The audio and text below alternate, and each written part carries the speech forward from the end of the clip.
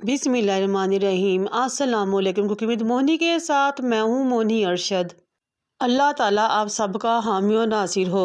ना हीक आएगी ना ही स्मेल आएगी और बाहर से इतनी क्रिस्पी कुरकुरी के आप बाज़ार की फ़िश फ्राई को भूल जाएंगे और अंदर से उतनी ही सॉफ्ट और जूसी कि एक मरतबा खाने बैठेंगे तो पूरी प्लेट ही ख़त्म करके उठेंगे इंशाल्लाह ताला।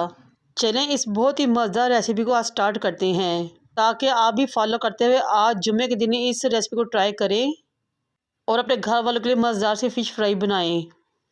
बिस्मिल्लाहिर्रहमानिर्रहीम। मैंने 2.5 किलो फ़िश ली, उसको अच्छे तरीके से धोया, साफ़ किया और टोकरी या स्टैंड में डाल के रख दिया ताकि अच्छे तरीके से एक्स्ट्रा पानी निकल जाए। 2 से 3 घंटे रखने के बाद मैंने इसको बोल में शिफ्ट किया ताकि इसमें तमाम मसाले शामिल कर सकूं।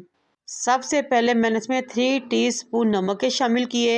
मैंने आपकी आसानी के लिए मसालों की तमाम मेजरमेंट टीस्पून के लिहाज से की है। 2 टीस्पून मैंने इसमें अदरक पाउडर और 2 टीस्पून लहसुन पाउडर के शामिल किए। लहसुन और अदरक का इस्तेमाल मछली की स्मेल और हीट को ख़त्म करता है। 3 टीस्पून मैंने इसमें ज़ीरा पाउडर के शामिल किए। ज़ीरा पाउडर के इस्तेमाल से खानों का फ्लेवर टेस्ट बहुत ही बढ़ जाता है। और 3 टीस्पून ही मैंने इसमें धनिया पाउडर के शामिल किए।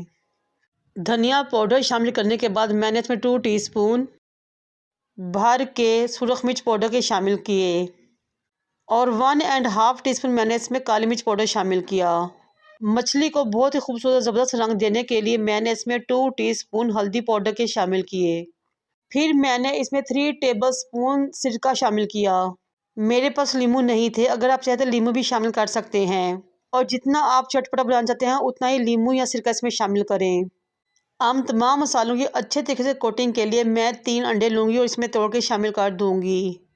इस स्टेज पे मेरी आपसे रिक्वेस्ट है कि मेरे चैनल को लाइक करें, शेयर करें, सब्सक्राइब करें और बेल आइकन को टच करें ताकि मेरी तमाम वीडियोस आप तक पहुंच सकें। हमने अच्छे तरीके से तमाम मसालों और अंडों को मछली के ऊपर कोट करना है। एक एक पीस को उठाना है और अच्छे तरीके से कोट करना है ताकि तमाम मसाला इक्वली स्प्रेड हो जाए, लग जाए। इस स्टेज पे आप चाहें तो इसको एक लंबे अरसे के लिए फ्रीज़ कर सकते हैं और जब भी जी चाहे निकाल लें, फ्राई कर लें। लेकिन मैंने इसको 3 घंटे की मैरिनेशन दी थी। अब मैं इसमें 1 कप मैदा छान के शामिल करूँगी और अच्छे तरीके से तमाम मैदे को मछली में मिक्स कर दूँगी ताकि मैदा मछली के ऊपर अच्छे तरीके से कोट हो जाए और हर मछली के पीस के ऊपर अच्छे तरीके से स्प्रेड हो जाए। मैदा शामिल करने से हमारी मछली बहुत ही कुरकुरी और क्रिस्पी बनेगी, बिल्कुल बाज़ार की मछली की तरह या उससे भी बेहतर।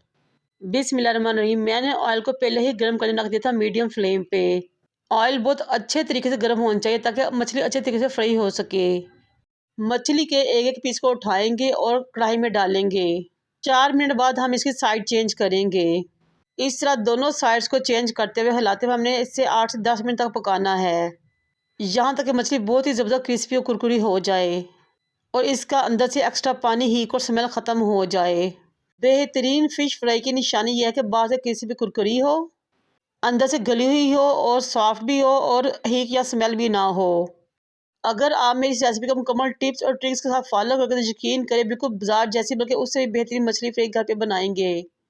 और यकीन करें जब ये मज़ेदार से मछली को फ्राई करेंगे, बनाएंगे तो आप मुझे दुआएँ देंगे। ये लीजिए जनाब, हमारी बहुत ही मज़ेदार क्रिस्पी कुरकुरी खस्ता सॉफ्ट खुशबूदार मछली रेडी हो चुकी है।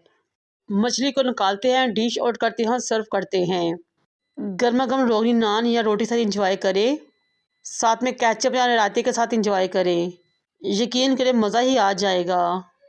ये देखिए मैं आपको दिखाती हूँ माशाल्लाह बाहर से कितनी ही कुरकुरी क्रिस्पी रेडी हुई है और ये देखिए इसकी बाहर वाली परत बिल्कुल भी ऑयली नहीं है क्योंकि बेस्ट फ्राई फिश की निशानी ही यही होती है और अंदर से बहुत ही मज़ेदार और टेस्टी।